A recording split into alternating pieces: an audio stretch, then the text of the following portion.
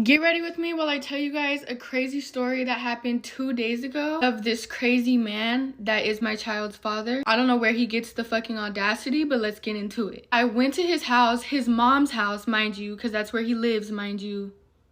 I went to drop off the baby, and usually I drop off the baby with our Duna, which is like a car seat and a stroller. We'll just switch back and forth even though my mom bought it. Went to drop off the baby but without the Duna because she's already like a year and 2 months, so she's kind of growing out of her Duna. More of like a baby car seat. And then my baby is also on the chunkier side, so she grew out of it a little bit quicker. Yeah, now that you guys know the backstory, I pull up without a car seat and he gets like way too mad. Like, I don't know why, but like he just got aggressive and mad and like just so angry out of nowhere. I don't know where this random anger came from, but he was like already mad. I drop her off and then he's like, where's the car seat? And I'm like, she grew out of it. Like, you need to buy her a new one that just stays in the car. So he got hella mad. Like, I don't know if you're broke as fuck. Like, bro, dude, if you're that broke and you can't afford a car seat, just say that. Like, I'll let you use mine. Relax. So basically he gets so mad that he literally spits on me. And so I go back to the car because my friend is in the car and I was like, did you just see that he spit on me? Or he tried to spit on me. He didn't actually spit on me, but bitch, like, you spit in my vicinity. Like, the fuck? Like, he spits on me. I don't know what the fuck kind of camel shit is that. But he spits, or he tries to spit on me. Not, let me correct myself. So I get back to my car and I told my friend, did you just see that he just tried to spit on me? So my friend yells, like, from the car. He yells to him, like, don't fucking spit on my friend. He gets mad and he starts coming to the car as if he's gonna fight my friend. Mind you, this is my friend. Like, I'm not gonna let them fight over something so stupid. But so then his mom comes outside and she's talking about she's gonna call the police on us and that something, she's gonna call the police. It's your fucking camel ass son that just spit on me. Why don't you get your fucking son? That's why he still lives with you, because you haven't raised him right. Can I explain how irritating it is dealing with somebody like this and having to co-parent with somebody that acts like this, as fucking childish as this? I wanted to make this video just in case I need some court documentation. He's never gonna admit to the things he actually does. So, I mean, might as well make a little TikTok coin off of it. You want to hear some juicy gossip from a small town that you've never heard of? Of course you do. So let's get into it. So there's this couple, high school sweethearts, if you will. Been together since high school. They get married right out of high school, like 6 months out of high school. And I mean, from the outside looking in, picture perfect. He's got a wonderful job. She's super cute. And she's got a really good job too. And life is going great. Well, she gets like this little gut feeling, you know, that gut feeling, that something just isn't right. She just can't put her finger on it. But around that same time, guess what? She finds out that she's pregnant. So she just kind of puts it just to the, you know, to the side, doesn't really say much about it. Life goes on. Well, 3 weeks after the baby is born, she's up feeding the baby at like 2, 3 in the morning, right? And his phone is lighting up. And she's like, oh, what the crap? Why is your phone going off at like 3 in the morning? So she goes over there and grabs it and goes through it. He had been having a full-blown affair on her the whole entire time she was pregnant. Remind you, she just had this baby. This baby ain't even like 3 weeks old at this point. So she wakes him up and he grabs the phone and says, you're dreaming, you're hallucinating because you're so tired. There's nothing on my phone. Turns the phone around. The audacity. Turns the phone around and says, I don't see anything. So she grabs the phone back and he had deleted everything. And she was like, I'm not stupid. Like, I know what I saw. Who is the girl? Who is this girl? And he starts crying. And he was like, I'm so sorry. I was just really confused. Blah, blah, blah. It will never happen again. Guess what? The person, the girl that it was her like first cousin's ex-girlfriend who had like come to the baby shower, was come to see the baby after it was born, had, you know, come to the house and like hung out with the baby and everything. Can you believe that? I have another psycho ex-friend story to tell, and this one is actually insane. Before you comment, this is not real, or this is definitely not something that happened, believe me, unfortunately it is. This one extends throughout most of my childhood and into my teenage years. I am a first-generation child of immigrants. Both of my parents immigrated from Poland to the United States in the 1990s. I live in New York, and in New York, there's a couple of areas that have high Polish population. I grew up on Long Island. So on Long Island, there is this one school, a Polish school. And these schools are all across the United States, but in New York, specifically on Long Island, there's I think 2 schools, and I went to one of them, and it's very common for children of immigrants to be enrolled in these schools just like I was. My mom has an education and master's degrees in teaching, so she was a teacher at this Polish school that I went to for literally my whole life. Once you enroll in the school and you're in a class, that same class stays consistent year by year. I'm not sure if every Polish school is like this in the United States, but mine was structured to be held on Saturdays. So my Saturdays were always booked and busy with Polish school. I was in these classes and I was learning about my heritage, my parents' background, the history, how to learn and read in Polish. I am fluent in Polish, actually. I didn't really know English until I went to school. So my first language technically is Polish. I start school in first grade, and now I get to meet all of my classmates. And this girl, who the story is about, enters my life. Her name was pretty similar to mine. I'm not going to say what it was, but we're just going to call her Julie. Being an immigrant child, especially of a teacher, my mom really instilled it into my head to make sure that I was really good at Polish because it meant a lot to her for me to uphold the tradition. So I was really good in this class, and so was this other girl, Julie. We had a little friend group. Most of the girls usually sat next to each other. The guys would go sit with each other. So this girl was also standing out academically because she was also very strong at Polish and everything else we were learning. My Polish school and also other Polish schools in the area would hold competitions and contests, and sometimes there were scholarship awards, and sometimes there was other things like that that you can compete for and win. My mom would make sure that I was enrolled and I was doing every single one of these competitions, and so was Julie. Her parents were pretty much on that too. I'm not sure if this has anything to do with Julie's behavior, but she's an only child and I have a younger brother. I really do think that like only child syndrome is very much evident in children that are raised to be very much like the center of attention. Julie's parents literally raised her on the idea that she is the most important person in the world, and if anybody else stumbles to take you off of your pedestal, they need to be eliminated. These contests and little award ceremonies that the Polish schools were having was something that I was very familiar with, and I would usually win pretty big awards. Typically, me and Julie were neck and neck because both of us were really good at what we were doing, and our parents were both making sure that we were enrolled in almost every single competition. So then going from elementary school into middle school, some of these competitions became a little bit more serious, where you can get a lot of money for scholarships, and I was saving up for college, obviously, and so was Julie. Typically, I would write poems, and I would do the writing competitions, and Julie would typically go for the more artistic competitions. I think my absolute favorite one that I ever did was one where my poem was published in a book, a Polish book, and I actually have a copy of it at my hometown. I don't have it here with me, but my poem was published in a book because I won the contest. When something like this would happen, and Julie either wasn't enrolled in that competition or she didn't like the attention that I was getting from the other teachers at the Polish school for my recognition, she would cause problems. Her mother and her would go around the entire Polish school, and the community is very small, so word travels around fast, and your reputation is very important to uphold. Julie's mother, and father, honestly, for that matter, would go around the Polish school telling everyone that I am not worthy of winning this because my mom's a teacher and I have an advantage over Julie. This still happened even if Julie wasn't enrolled in the exact same competition that I was. My mother had to defend me so many times among like the board of education, essentially, because this girl and her mother were going around saying that I am cheating, that I have an advantage because my mom's a teacher and I don't deserve to win these things because she's better than me, basically. This was honestly exhausting and happened a lot throughout my entire childhood and like going into middle school and then high school. There was a competition that I decided to take a part of because the reward was like really, really big. Let's say it was like $500. Julie also took part of this competition, and essentially the winner would get highly recognized among the entire Polish school. And we had these like really big events in our auditorium once in a while, and it would be a huge prestige to be recognized in something like this. So I took part of it, and instead of writing something, because this particular competition had a lot of artistry and a lot of artistic things that you could do. So what I did is I bought mannequin heads and I essentially recreated the old kings of Poland because that's like what the assignment was. Julie didn't do the mannequin heads that I did. She ended up doing something, I think it was like a poster board or something. But anyways, I ended up getting first place and she got second.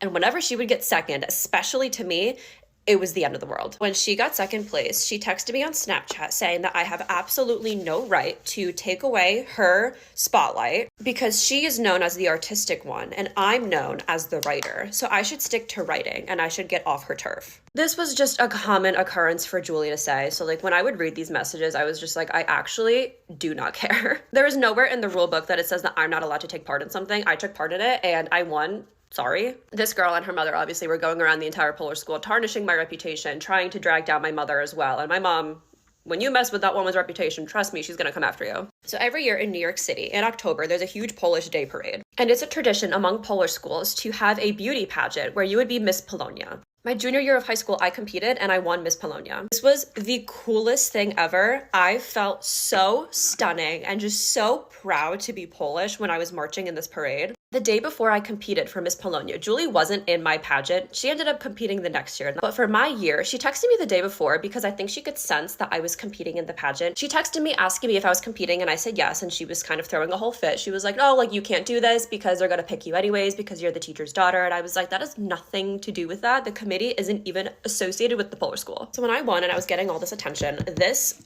completely set Julie off into like what I call her villain arc. It was a tradition for buses to be sent to my Polish school, and a bunch of people from the school would go and bus over into the city and join this Polish Day parade. So when I was Miss Polonia, I was super excited. I got to like ride on this really cool, I think it was a Porsche, like a Mercedes. My dad rented it out. It was the coolest thing. I am so grateful for this experience. It was awesome. Except every single year we would go, I would go, Julie would go, her family would go. This year, suddenly Julie's not going when I'm Miss Polonia. The jealousy, like truly, I can 110% say that this girl was absolutely crazy jealous of me. And I'm not even saying that to sound cocky or conceited. This girl was, she just could not handle not being on top. But she randomly shows up in the city. I expected her to not be there because she didn't bus over with everyone when we all left the Polish school to get to the city for the parade. She randomly shows up. She's super cold to me. She barely takes a photo with me, but I can tell that there's some like tension there.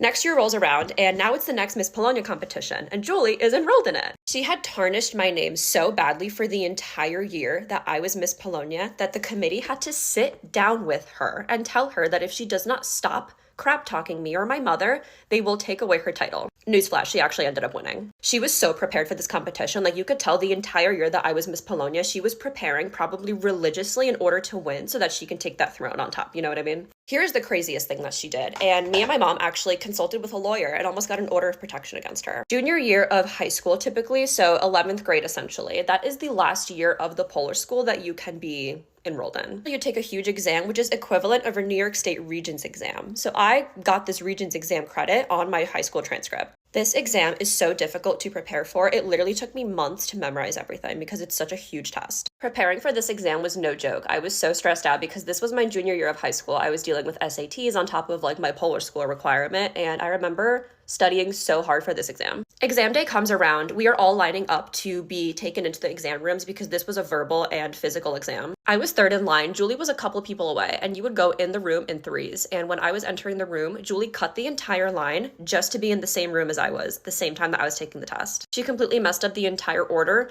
just to make sure that she was in the room with me because she was so psychotically obsessed with getting a higher grade than me. At this point, I was completely used to her nonsense. She was trying to turn the other girls in my class against me, even though we were all pretty good friends. She was turning them against me, spreading a whole bunch of rumors about me. So this was just like another one of her things. What's important to note about this exam is that there was a really big written requirement that is taken outside of examination day. So this is like a really big essay that was written on a certain topic, and you would submit to your teacher like aside from the exam day. There was speculation that Julie and her mother went into teachers' files, found my file, and took photos of my essay to make sure that hers was better than mine. This was obviously a huge breach of code of conduct, and there was a pretty big investigation, and I don't think that they found consistencies with her doing so, but she was ordered to apologize to me for her crazy behavior. We lived towns away from each other, and she would show up in my town at like the place that I worked with like girls that I was friends with from the Polish school that she was turning against me just to like torment me. When Julie was Miss Polonia, and the whole committee like essentially was pretty upset that she won because she was not a good person and she was tarnishing the Polish school reputation because of how literally insane she was. They had to have multiple sit-down conversations with her and tell her to knock it off because my mother was literally seeking an order of protection, and that's what got her to finally stop. This girl was just my biggest op literally ever because she was constantly one-upping me, and if I was better than her, it's the end of the world. She's crap talking me, she's crap talking my mother. There was just such discrepancies between this girl and like my family. I have absolutely no idea what this girl is doing now with her life. Me and my mom laugh about her all the time because of how literally insane this whole situation is. I feel like I'll have to make a part 2 because I'm definitely leaving out a lot of details, but this is just the gist of it. Isn't it nuts? Y'all, why did my sister and her friend, aka Bagel Girl, bust into my room at 10 a.m. yesterday morning? And they were like, Jada, guess what? And I was like, what? And they were like, girl, Bagel Girl's entire like social media got hacked. Like, someone was posting all of her TikTok drafts. Someone posted like a full body mirror on her main Snapchat story. Someone was DMing people from her account pretending to be her and saying that she wanted to like cheat on my sister, lol. And I was like, who is this? So I'm done. Like, I thought this was her ex-boyfriend because her ex-boyfriend is nuts and he's like done like crazy shit like this before. So I'm like, girl, if this is your ex-boyfriend, like literally sue him for revenge porn, because this is illegal and he's been harassing you for months now. Like, you can actually, like, build a case off of this, right? And she's like, no, if it's him, like, I swear to God, like, I'm gonna find a lawyer, I'm gonna sue him. We are going, well, mainly them, like, I low-key fell back asleep for like a half hour. They are going back and forth, back and forth. They're like, we're finding out who this is, right? They get on FaceTime with our other friends, Lana and Maya. Like, everybody is like, we are going to figure out who the fuck this is. Guys, who did you think, who do you think it was? I'll give you a few seconds to think about it, because whoever you're thinking about, it's not whoever you're thinking about. I can assure you, you're not gonna think of this. Ready? It was her 9-year-old cousin. Yeah. So when this all got found out, I'm like, how the fuck did you find that out? So I guess TikTok has, like, a login history, right? And it shows, like, the location and the last time that somebody logged in. So it shows that somebody logged into her TikTok all the way back at her house, which is, like, almost a whole hour away, right? She's like, how the fuck could somebody have logged in? And then she's like, oh my God, I have an old iPhone 12, like, in my room, like, back at my mom's house. So she calls up her mom, and she's like, is such and such there? I don't know if she wants me to say her name, her little cousin. She's like, yeah. She's like, has she been in my room? She's like, yeah. Girl, why was her little cousin in her? She found the phone, charged it because it was dead. It's been dead for years. And I guess, like, Bagel Girl had taken, like, the password off of it because, like, I don't know, like, she had planned on getting the phone wiped out but never got the chance to do so. So it was just open, and obviously if you, like, open an old phone, it's gonna remember all those old passwords. So her little cousin did that. Girl, why is she texting? Her little cousin is texting my sister, I'm bored and lonely tonight, wanna do it? Girl, you are 9 years old. What are you talking about, like, wanna do it? Don't be grown. Like, what is going on with you? So anyway, Bagel Girl calls up she's on the phone with her mom, and she's like, give the phone to my little cousin. So she does. She's like, why would you do this? Why would you mind you, her and her little cousin, they're like this. Bagel Girl does her little cousin's makeup. She makes TikToks with her. She lets her go through her stuff. She lets her, like, wear her clothes. Like, they are literally so close. They're, like, best friends. So she's like, why did you do this? Like, what did you, like, gain out of this? She's like, I don't know. And she's like, girl, like, did you want me to get bullied? Like, this is, like, actually very serious. Bagel Girl is a preschool teacher. Do you know how serious that could have been if, like, she, like, I don't know, posted them on Twitter or, like, somewhere more public that, like, her job could have saw? Like, this could have been a big deal, honey. So anyway, Bagel Girl got exposed, not by her ex-boyfriend, but by her 9-year-old cousin. And her 9-year-old cousin no longer has social media. So, poor thing, and poor Bagel Girl, honestly. Hey guys, I have not posted in like 3 weeks, and I'm so sorry, but I want to update you guys on what has been happening in my life. My life has been so eventful recently, it's actually crazy. Okay, so to cut a very long story short, I got suspended from school for fighting, and then also I broke up with my boyfriend, so that is fun for me. Whilst all the drama was going on, I did film some content, but I didn't feel like it was appropriate to post, like, bear in mind the situation. I accidentally did my eyebrows really thin. Comment if you guys want me to do separate story times, but yes, I am back, and I'm better, like I'm back. Anyway, so what I was saying is that including the Easter holidays, I actually have 3 weeks off school because of my suspension, so you will be receiving a lot of content. I'm really worried because my mock exams are literally straight after when I get back from school, but I'm hoping that I'm gonna do good in them because I'm gonna be revising over the time that I'm suspended. Oh my god, I'm so bad at using cream bronzer. My makeup looks so patchy until I put powder on, and I actually need to fix it. Like, I need to learn how to do my makeup properly because it's just not it at the minute. Anyway, yeah, you guys will be receiving a lot more content from me now because I am off of school and I have a lot of free time on my hands.